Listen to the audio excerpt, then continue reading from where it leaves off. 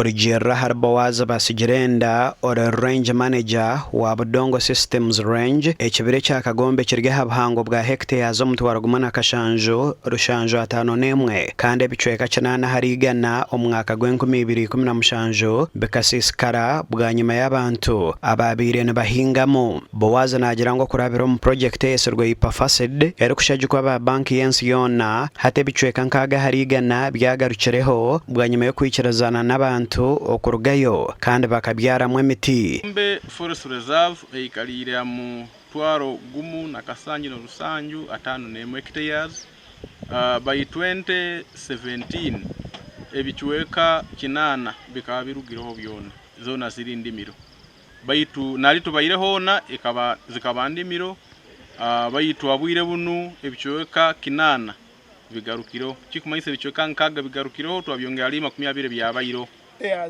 bitano tutandikire kyano cyo kubusoiga steel kamkole tutandikire for enrichment plan for World Bank kamkole so twinamu ebyaro nka bitano mu kichweka kinu mbetu bya hectare ya bitano mbetu ina kamkole twina ngoma kamkole B twina nyamarembo A B and C hamuna pati ya kasubi.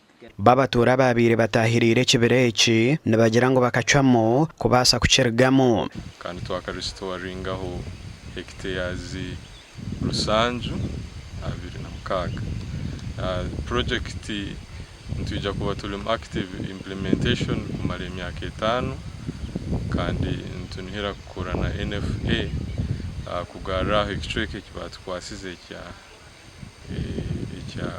Kagombe Central Forest Reserve.